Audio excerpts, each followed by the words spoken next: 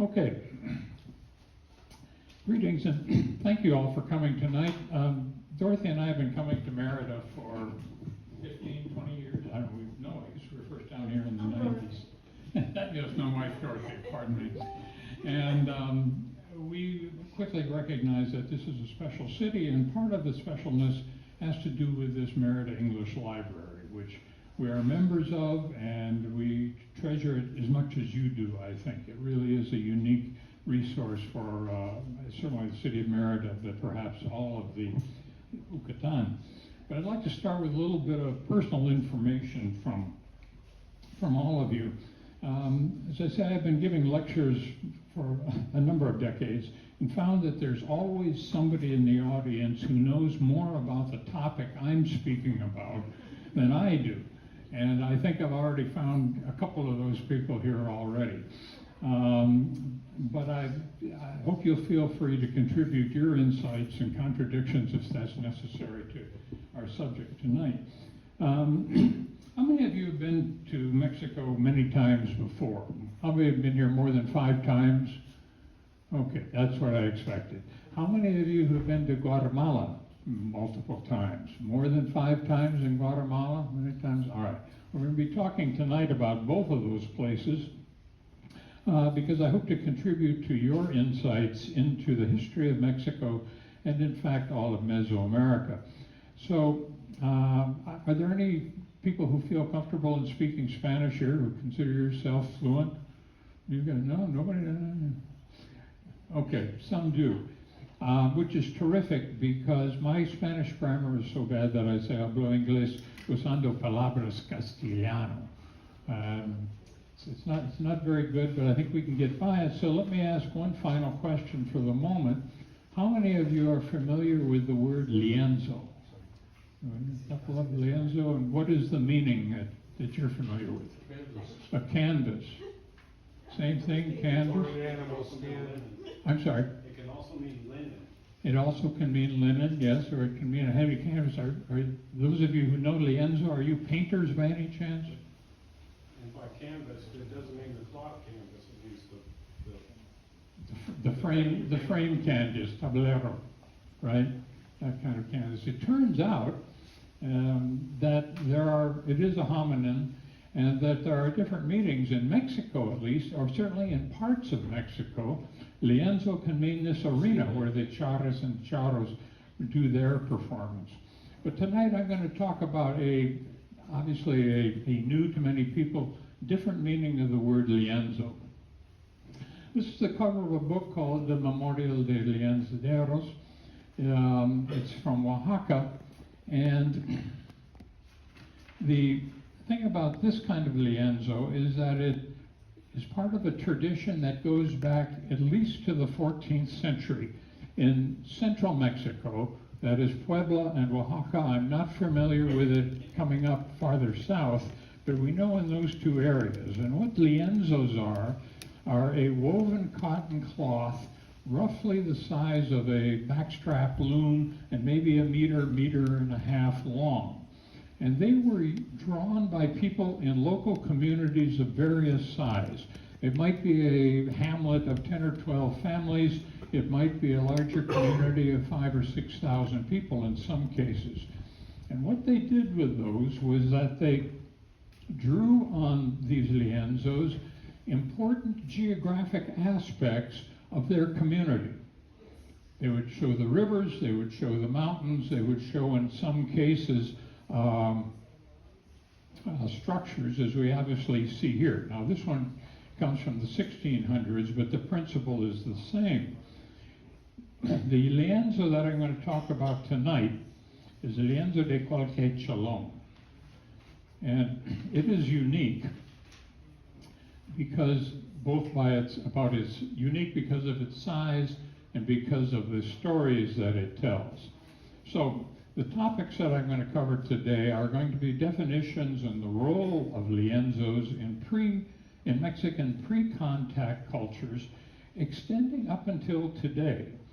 I'm going to talk about the digital reconstruction of the Lienzo de Quauhquechollan, which we saw a few minutes ago, and the story that that Lienzo contains, a geohistorical story spun out by not the Spanish, but by the Nahua people, in this case in the Pueblo Valley, south of Mexico City. The Lienzos, taken generally, are evidence of very sophisticated Nahua thinking and record keeping. And the Lienzos, curiously enough, turn out to be valid documents whose presence is integrated into the law of New Spain and indeed the law of Spain, laws of Spain. And they were primarily used in land disputes, which we will see at the end of the tale are still being argued today in some cases. So the Lienzos are primary sources for broad scholarly research in Mexico, and perhaps, I haven't traced it far enough south yet, but it is a primary source for scholars of all breeds. Now, where does this come from? 15 years ago, 12 years ago, Dorothy and I were attending a conference in San Diego of a company called Esri, E-S-R-I. And Esri is the map-making equivalent of Microsoft. If you want to make a digital map, there are a variety of programs you can use it, but Esri is a unique company, the largest company, and it's a place to go. And we often go to that conference because we're both social scientists and generalists, and the Esri conference will have presentations on everything from anthropology to zoology, literally every discipline in between, and here's where ideas really start to flow on a variety of topics. And so we walked into that conference and we saw this. Now, this is a bad picture, but understand that the Lienzo is 8 feet high and 10 feet wide. And what you see here is a digital printout of the reconstructed Lienzo, reconstructed from the original, which still exists in the library in Puebla. As I said, it's this big. And so today's presentation, I'm going to talk about the reconstruction of the Lienzo. This is the shot of the digital version that's been reprinted, or was reprinted a few years ago. So what's the story behind this Lienzo? After the fall of Tenochtitlan in 1521, Cortez sought to expand the Spanish control into the southern territories, at least as far down as what we know today as Guatemala. But in order to do that, he needed to have indigenous allies who were critical to the Spanish success in these planned campaigns. And he was able to connect with the Nahua-speaking people who had historic ties to the Mexica Empire, but also had reasons to oppose it. Those guys up in Mexico City were collecting taxes, not giving appropriate services. They were not treating people fairly. You know the story, right? It still goes on sometimes. But the Quauhquechollan were based in the Pueblo region, and they were Nahua-speaking people with historic ties to, as they say, Mexico City, but they had reasons to oppose the people up in Mexico City. And so they sought to maintain some autonomy and improve their standing in the region by finding alliance or making alliance with the Spanish. So Cortez sends Pedro and Jorge Alvarado down to Puebla to recruit some indigenous allies in that valley. The Spanish promised mutual benefits, including shared spoils of conquest and political favors under Spanish rule. Right? Typical diplomacy. Join with us and we'll take care of things for you. There were motivations for the cooperations. As I say, the Quauhquechollan people saw an opportunity to assert influence and gain protection against their regional enemies, such as the people Tlaxcala that you spoke about, and other Nahua groups. There had been constant conflict, constant raids, constant battles for decades in that whole region. Everybody was going over and raiding the other guys to get their crops, to get their women, to get their slaves, and to get anything else of value they could find. And so this has been going on for a long time, and so the people in that Pueblo Valley wanted to gain some autonomy and improve their standing by those alignments. So, just doubling up. Okay. So one of the reasons why it's always better to be lucky than smart. And one of the curious things was, as we can see here in this Lienzo, is that this is the coat of arms of this agreement, this alliance. And here we have the Spanish coming in. They both had an eagle and the coat of arms. They both had swords, although the Spanish were steel. These were made of wood. But what a coincidence, right? Perhaps God has decreed that we should get together on this operation. So the people down in that valley agreed to provide soldiers, guides, and resources, hundreds and sometimes thousands of troops and related support and camp followers. Now keep in mind that there weren't a whole lot of Spanish in Mexico at that time, right? And so to go on this expedition, if you had 100, 150 Spanish soldiers at the most, okay, you got that. But then how do you know the route? How are you going to feed those troops? And so we had these very large armies moving south on well-known routes down the Pacific coast, but they're all traveling with their families. Right? There are records of one of the Alvarado's wife gave birth while they were traveling. Now, think 16th century, right? Think of what the roads were like. You're not going to stop at a Howard Johnson's or pull over at a truck stop, right? So how do you do all of that? And so the people of the Nahua people played key roles in the battles against various Mayan groups as they got farther south. And they had the knowledge of the terrain to guide the Spanish forces down those landscapes. Now remember that there were trade routes north and south from north of Santa Fe, New Mexico today, all the way down the coast through Mesoamerica, through Central America.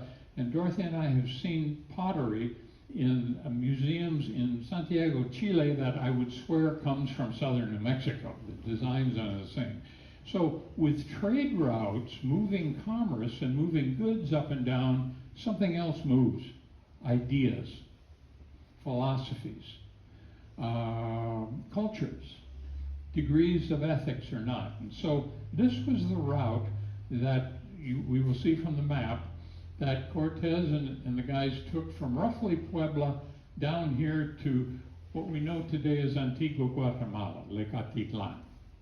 Not Lecatitlan, yeah, no, Atitlan.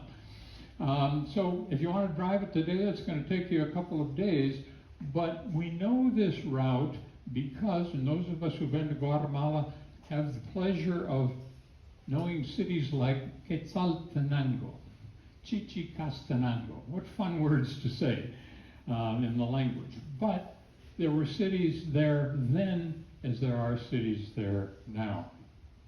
So with this background, what is the Lienzo de Quauhquechollan?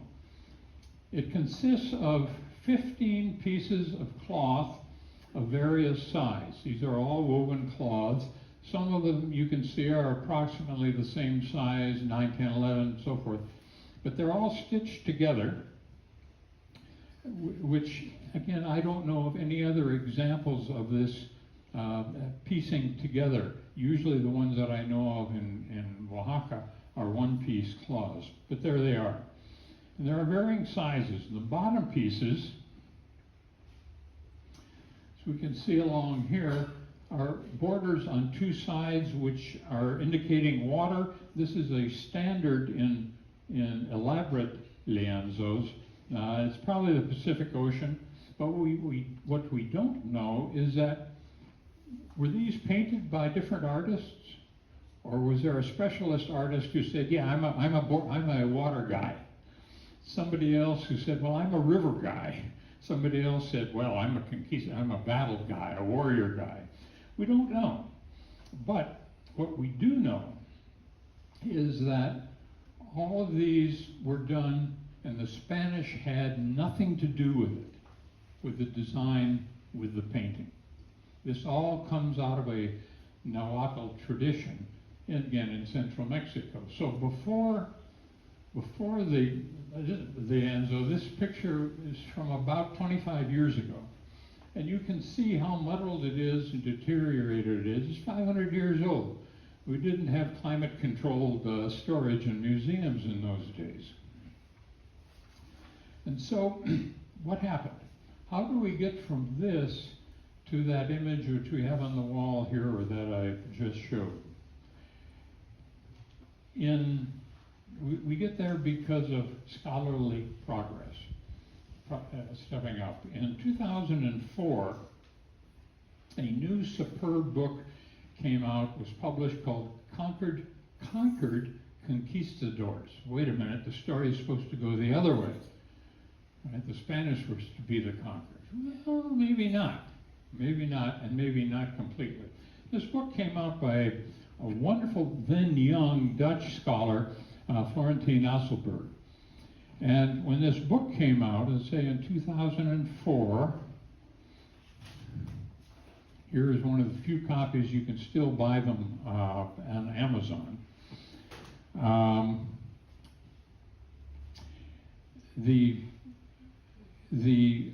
university in Guatemala, Universidad San Francisco Marroquín, saw an opportunity. The university is relatively new. It was founded in 1971, and it was backed financially by the largest bank in Guatemala, I'm told, and the largest brewery in Guatemala.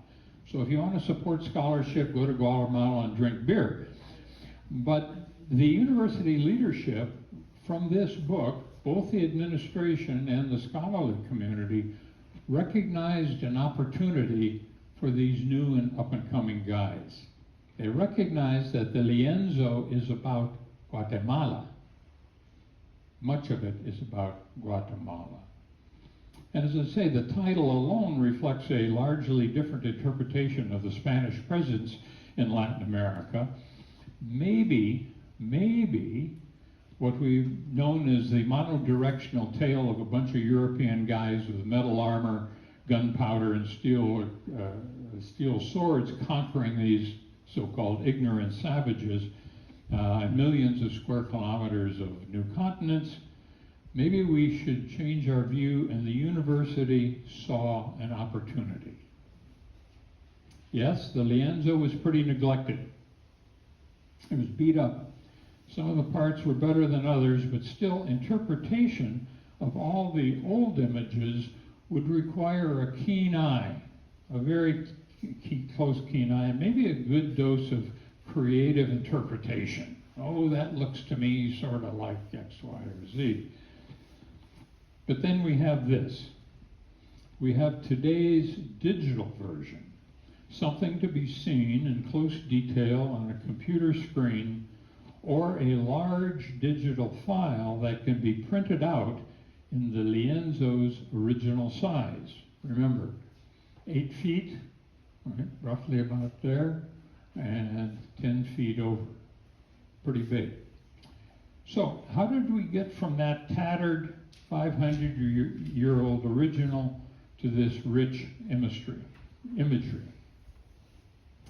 As I said, the university was a relatively new one in Guatemala City, and whatever it was, its funders had deep, deep pockets. And so the university saw a public relations treasure to help establish the school's importance in Central America and perhaps even internationally. Right? So in 2006, the Universidad Francisco Marroquín concluded, we're a new university. And this map from Francine's book and other images is about Guatemala. And so this is a Guatemalan story, and we are Guatemalans. Therefore, history is dynamic. Right? Our interpretations of history depend on primary sources and tools to analyze those primary sources. So here's this thing called a lienzo, and you're presented with a primary document filled with artistic and intellectual richness. So where does one start the analysis? Well, what we could do is that we could, why not just take this map and we'll put plaques along the highway and we'll print a nice little booklet to tell people to, if you stop here, this is what happened. We have these all over New Mexico where they have little roadside plaques that describe who passed here and when. But it's a much greater scholarly objective than that. So what we need to do first is that we need to define what are the objectives and the audience that this lienzo will have for us. What do we want to know about the lienzo and why? What are we going to do? What's the process? What's the methodological process to tease information out of that? What scholars and what disciplines can we find to do their special form of analysis on this physical source? And what's the return on investment? What's it going to cost us to pull this off? What are the scholarly mountains that we're going to have to climb to do this? So those are the challenges. 20 or more years ago. Keep in mind that today the tools that we've seen just advance on your phone in the last 20 years compared to what we had 20 years ago. So can we use 21st century technology to create a restored version of the lienzo without destroying or distorting the content of the original? Right? Museum people like to really hang on to what they have in the form that it's in. An important question. So the university was able to pull together a team in all of these different areas, specialists who knew their particular field. So, epigraphy. How do you read the old language? Nawa is a symbolic language. It wasn't at that time a textual language, so we don't know. What do these images mean?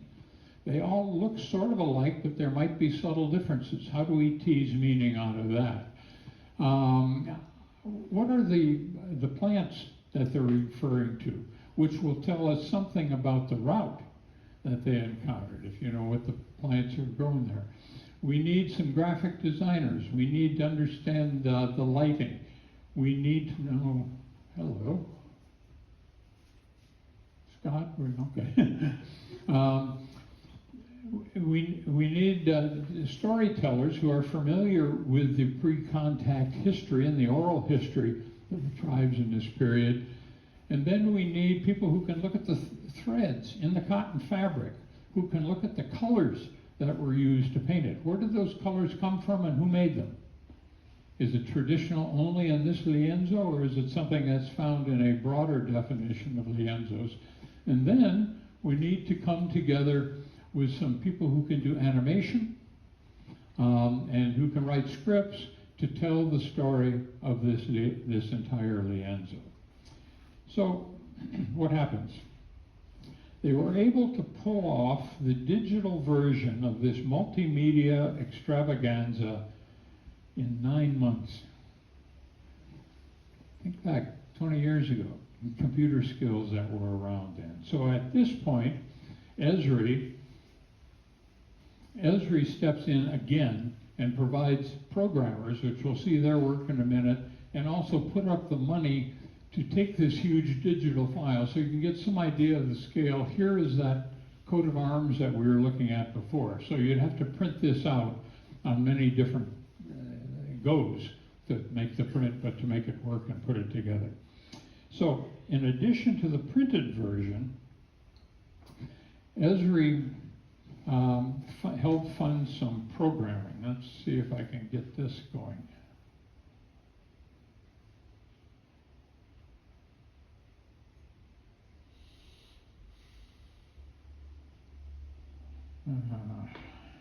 Dynamic web map with ESRI technology that showcases our digital restoration project and how the ancient place lists and symbols relate to modern day geography of Guatemala. And now Luis Fernandez from Geosystec will show you the live demo. Thank you, Ana Lucia. Hello, everyone. Well, now I'm going to show you the web application we developed for the Lienzo. Even though the Lienzo is a map, it has no spatial reference. Even though it has the towns, the routes, all the rivers and mountains, it doesn't have any units, defined units. So as you know, maps need a coordinate system and a spatial reference. So in order to do this, we created this dual viewer which has two different windows. One, we have the Lienzo, and you can zoom in and zoom out. And the other hand, we have a modern map where you can zoom in and zoom out as well. So with this timeline tool that we have here, we were able to synchronize both viewers and show specific scenes of the Lienzo, which shows here what the Lienzo was painted, the routes, the information, the history, and here we have all the towns. The modern map. So we can go from different places, and as you can see, it tells us the story that is related on the Lienzo, and also as well here on the map. Another functionality that we added here is that we can flip the windows and relate additional information from these different features, so the reader can interpret and see all the different symbology that it has on the Lienzo. The other thing that we did, which is very important, was for the restoration process. And for this, we developed this swipe tool over the web, so you can pan and zoom in to a specific location, and you can see the original Lienzo and the restored digital version of it. For all this, we use ArcGIS Server 9.3.1 and the Microsoft Silverlight plugin. This is really, really interesting, really neat technology.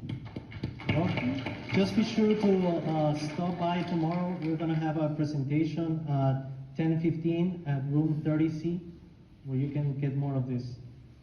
All right. Thank you.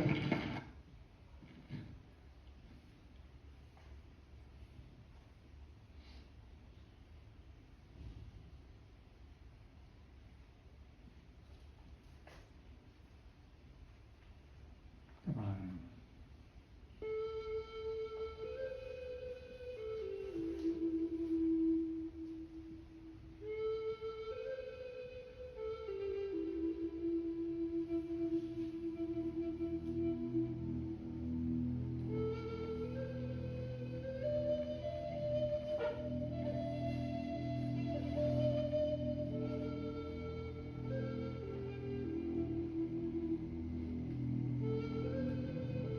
It was a long time ago, but I remember it well.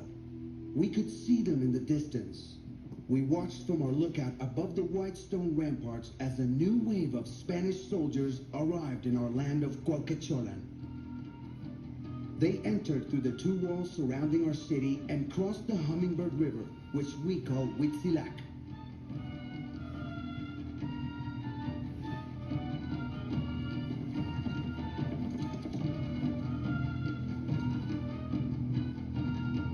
After the first meeting between our principal lords and the principal lords of the Spanish, we established an alliance with their leader, Hernán Cortés. He had a woman with him whom they called Malintzin. She had been presented to him as a gift in Tabasco to be his companion and interpreter. The captain Jorge de Alvarado was also with him. He carried the red banner of the Kingdom of Spain. To announce the alliance between our two armies, we created an emblem. It combined the eagle symbol of our city with the eagle symbol of the ruler of Spain. This new emblem is an eagle with two heads, wearing a crown. The eagle holds a Spanish sword in one claw and a macana, the sword of our people, in the other. In the center is a coat of arms showing our four principal houses placed before a pyramid. This became the symbol of our alliance.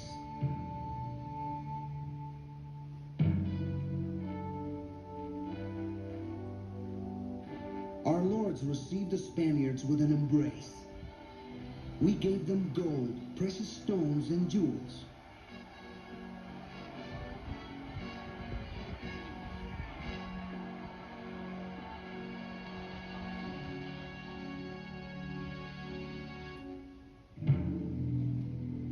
Together, and with the powerful weapons they brought with them, we defeated the mighty Mexica, who until now had dominated our lands.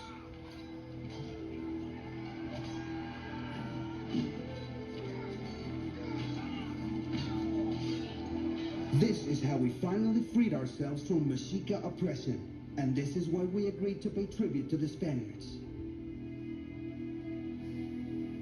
Together, Quauhquechollan and Spaniards, we continued the conquest to expand our lands and consolidate our control throughout the region.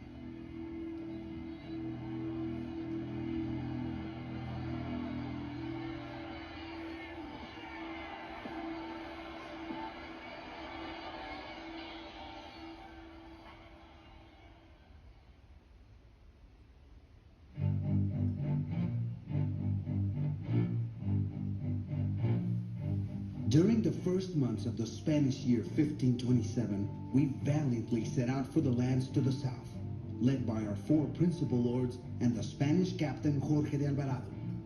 We took the same routes long traveled by our ancestors and more recently by other Spaniards.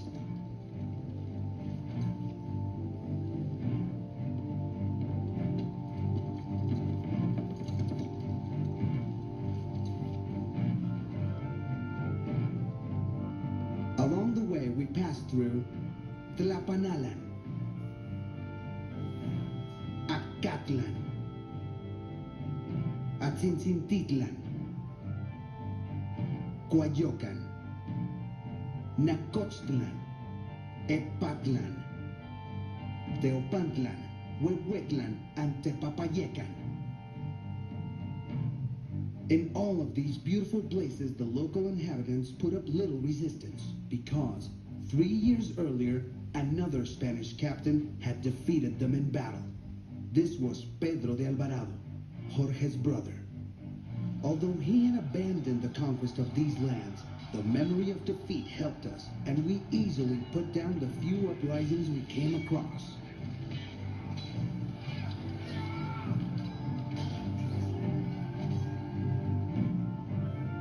We arrived in the territory of Tehuantepec and then Soconusco, another land that had been conquered by Pedro in the Spanish year 1523.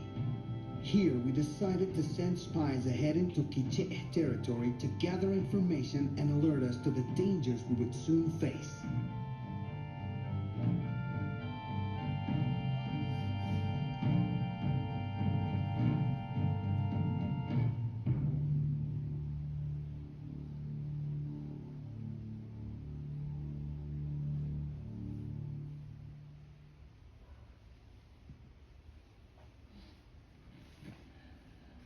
Okay, this is the one of 7 audio chapters. It used to be online, and I was able to recover those, but unfortunately, some of these, like that, the thing that showed the contemporary map and the Lienzo, that stuff is no longer online. I'm afraid you have to go to Guatemala City and to the university to see that. But I'm only going to show you this chapter here to give you a sample of the story. The important thing about that is that the Lienzo is not just about battles. It's a rich, rich novel, almost, of cities that they encountered. One city was made especially good honey, and it was known for honey. Another city made arrows, not necessarily bows, but they made arrows, and that was their product. And also encounters with spies along the way. You can imagine what was going on with all that. And so it really is a pictographic novel in many ways, and that's what you can get out of Asselberg's book. So, at this point, I've got to narrow the focus, otherwise I can do 3 days talking about this. First thing is that we've got the Lienzos present all kinds of new avenues for discovery. As I say, we don't know the geographic distribution of all the extant Lienzos. As I said, Dorothy and I were in Oaxaca a few years ago, and I went to that the cultural center there in the church, the Domingo Church in the center of Oaxaca, and talked with one of the curators there. And at that time, they were going into the villages in the foothills and the mountains around Oaxaca to try to locate these lienzos, because what would happen is that a lienzo would be created and it would be given to the most respected family in the community to be stewards of this lienzo, this community resource. Well, the curator's now going up there and saying, if you got any of these, we would like to borrow them so that we could digitize them. We'll give them back. Well, sometimes they were successful and sometimes they weren't. And I'm sure that project is still going on, that these lienzos, certainly in Oaxaca and I suspect around Puebla as well, the search is on. So that's one of the reasons why we're going to Puebla, to find out what's going on there. But we don't know where they are, as I said. We don't know if there are any standards, as we have in journalism today. We have a style book, and so are you going to spell 23 with a hyphen in it, or is it going to be one word? Are you going to capitalize Xerox, which you should, or lowercase? Well, is there a style book for lienzos? And say, well, this is how you draw a soldier. This is how you draw a woman. This is how you draw a child. We don't know. We also don't know very much about who made the lienzos. Were they special craftsmen? Who, this is what I do. I'm a lienzo guy, lienzero. Well, do you just draw the cartoon, or are you the person who comes in and then does the painting? Because we know that underneath what we saw in the original lienzos, they were sketching it out as muralists do to this day. Were there migrant lienzo makers who traveled from village to village and say, hey, I'm here, let's have a community meeting and tell me what you want in your lienzo, and we'll turn it out for you. What were the tools that they used to make these lienzos? Was it a traditional loom? Yes, probably, but were there people who made them, especially in some way, like binding the edges, for example, in a different way, so you could easily stitch together some other cloth? Who made the paints and the brushes and the charcoal for designing them? So answers to all of these questions will give us greater insights, I believe, into the trade routes up and down all of Mexico, and who used those trade routes and why.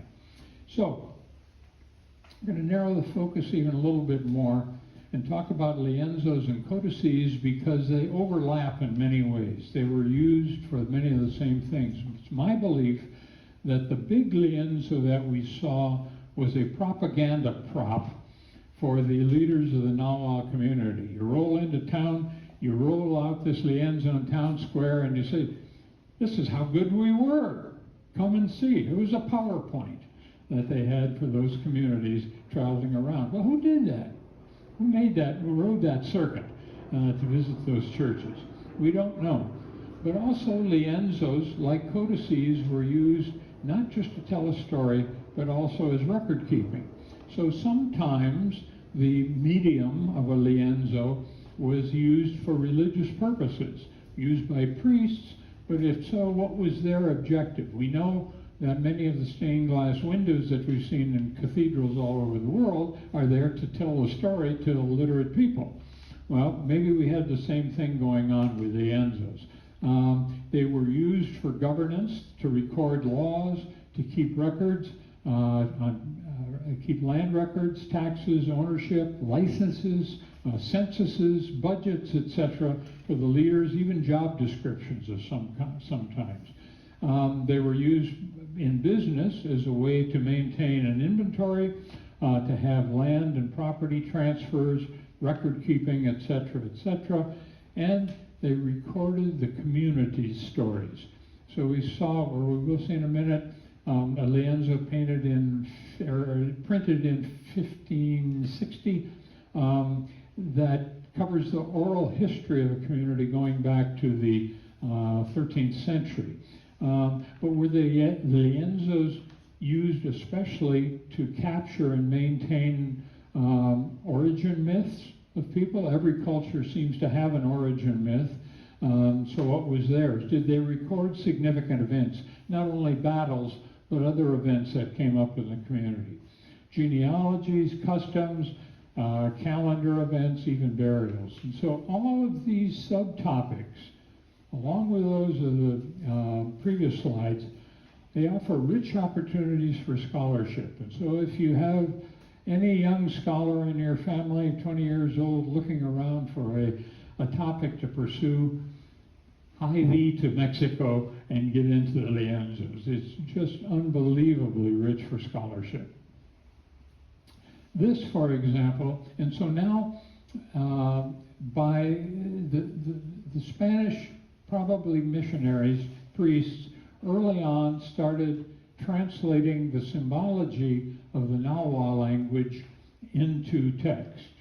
And so in this case, by the, what did I say, this is the city of 7K, by the 1550s, 1560s. Remember now, this is only 25 years after we saw that lienzo. The Nahua language is being translated.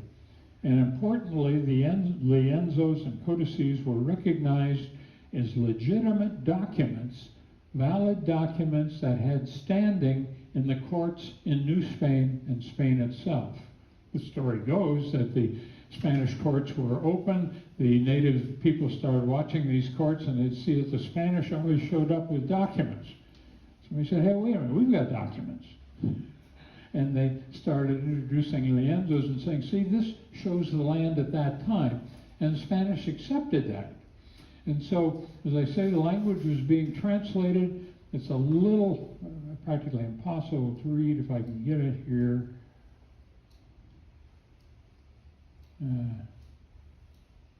Yeah, there we go. Trust me, this is the Nahuatl language, which is not an easy language, but I'll show you in a minute that it still is being in use. So this happens to be the Hill of Seven Caves, and it was printed, as I say, in 1550s, 1560. I think it was printed in Mexico because of the material that it's on. It's not on paper, or a European paper. It's on a maguey paper. That'd be right? I think that's the use. So it is the history, however, of Quauhquechollan, a city called Quauhquechollan, from the mid-12th century, through to the 16th. So was that an oral history that somebody was trying to put together over all that time? Or did it draw on other lienzos and codices that we don't know about? Quien sabe?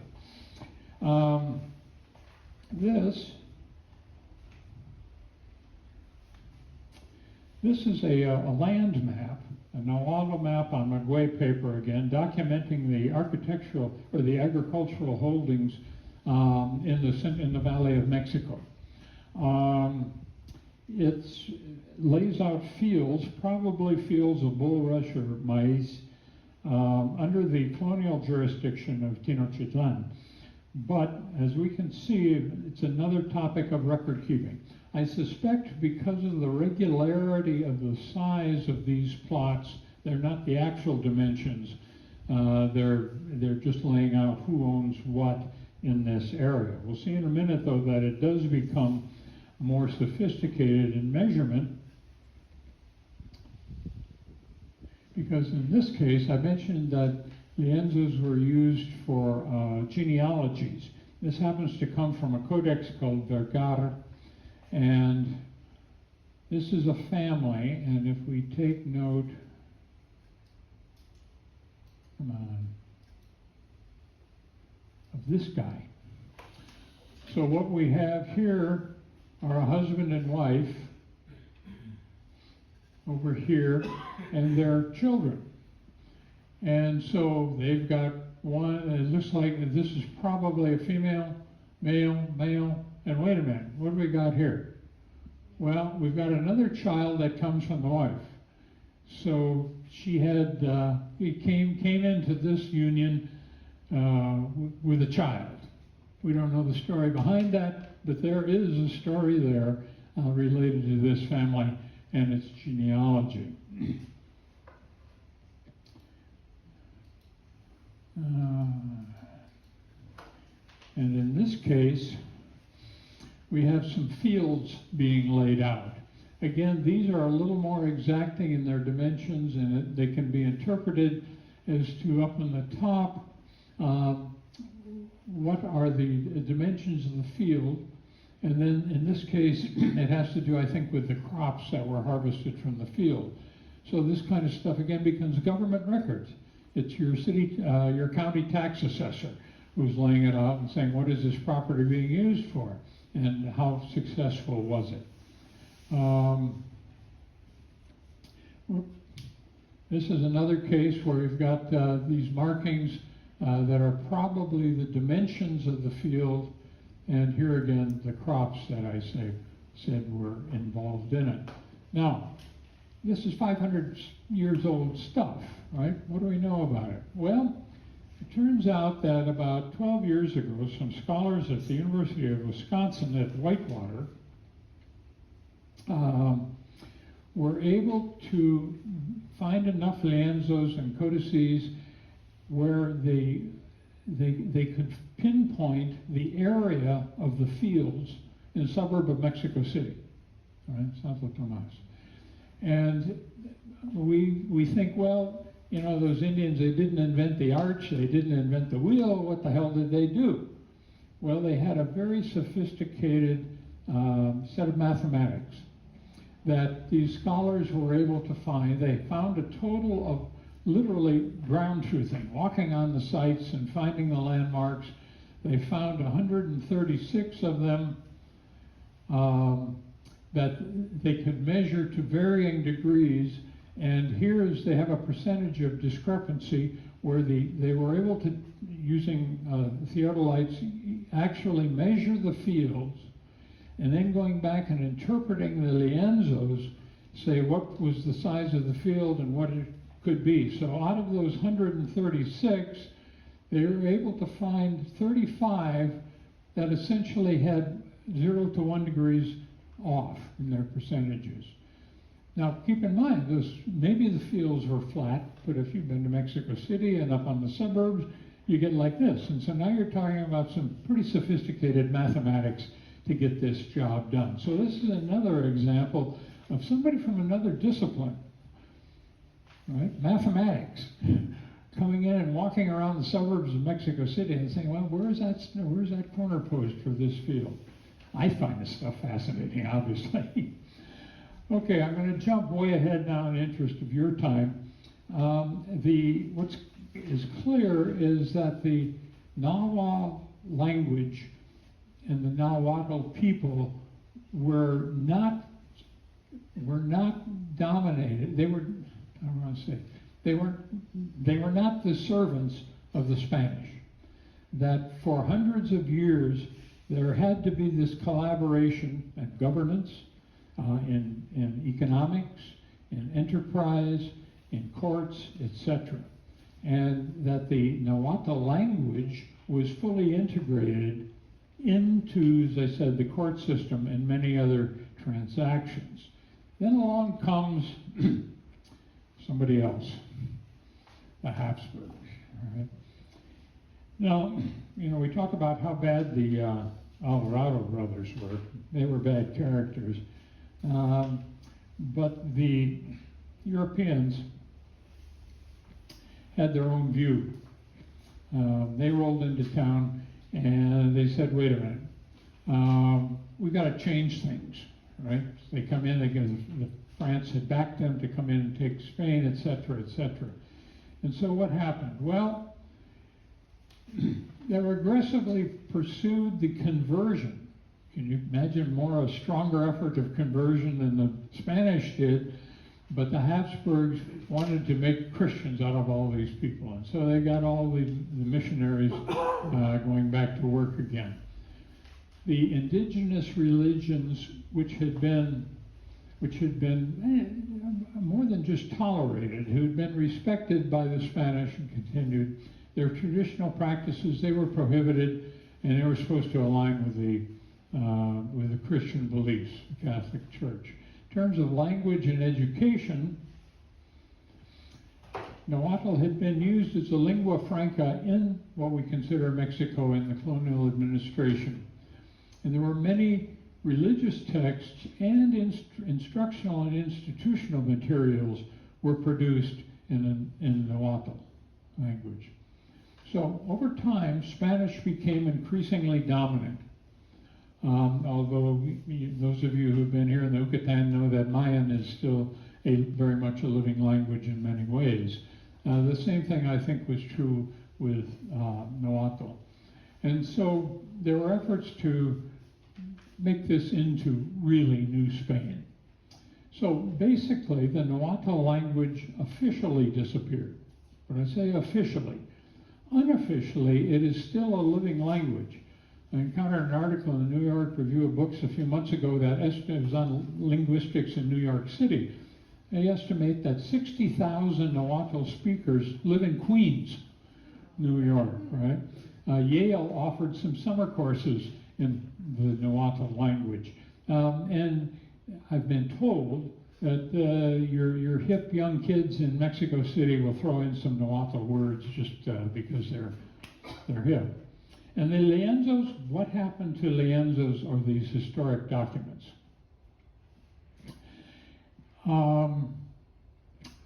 Last summer, a friend of mine who's a photojournalist was visiting, and Chris worked for the LA Times in Mexico City in the early aughts, 2003. And I'm telling him this story, and he said, he said, that sounds familiar. He said, I covered a story on Santo Tomas, which it's a suburb now of Mexico City.